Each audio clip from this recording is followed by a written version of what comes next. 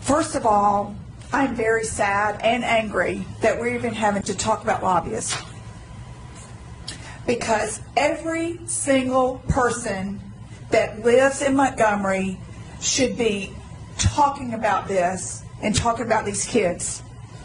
Now, I'm going to say some things, and maybe I'll get fired from being on the board. I don't know. But I've got to say my piece about this.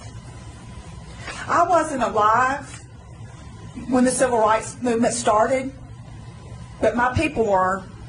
And they made decisions then, and that's why we're sitting in this situation now. Now, let me just say this. I grew up in domestic violence, child abuse, alcohol, and everything. I'm not going to talk about me, but school was my safe place. And when I was in 7th grade, I made a commitment to God and to Christ that everything in me I was going to commit to this city to help a child if it was in my power to do so. Unfortunately, the same people that look like me are the ones that are blocking this.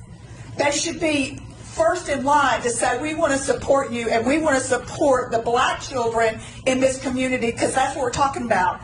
And when I ran for school board, I want y'all to know as the first person that said that it's a race problem.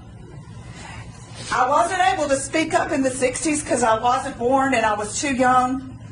But I'll be damned, I'm going to speak up for it now, and it's going to make a lot of people mad. My day started this morning at 7:30 with a call from Montgomery Police. For those of you who don't know, I work at Child Protect. Because a 6-year-old baby, kindergarten little girl, has been being raped over the last several months by a 51-year-old neighbor. That's how my day started. You know how it came out? Because her grades started dropping. And she was having behavior problems.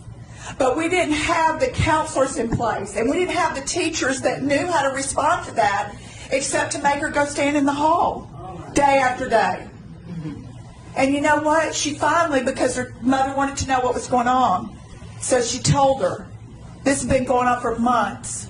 So she told her, and when she came to us today, she said, if I tell y'all, are you going to be mad? Am I going to be in trouble? Because we don't have the funding for that. Because the black and brown children are not important to people that look like me. They're not important. But they're important to me. And then we got another call at 1 o'clock. 10-year-old boy fighting, grades are bad, fighting, grades are bad, for a year. Because a 24-year-old cousin has been molesting him over a year. Now that's 2 children, and I know that's a small percent of the 29,000, but let me tell you something, our community and these children that we all ran, this is not about money. $100,000 or $500,000 we pay an attorney, and we pay these lobbyists because we have to, because people that look like me are not stepping up.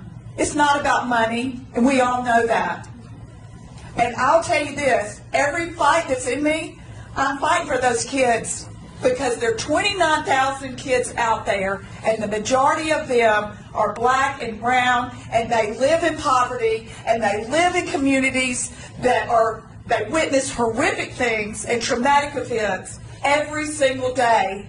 And school is their refuge, and that is the only way that they're going to get out of that. And the only way that they're going to better themselves. And it is up to us. It is up to you. It is up to every single person that lives in Montgomery County. And shame on them if they're not supporting it. I hope every one of them is listening tonight. And that's fine. You don't want to support me anymore, that's fine. I didn't run to be supported. I ran to help these children and everything in me. And I said I wasn't going to say anything tonight, but I'm going to tell you, the Spirit is stronger than me.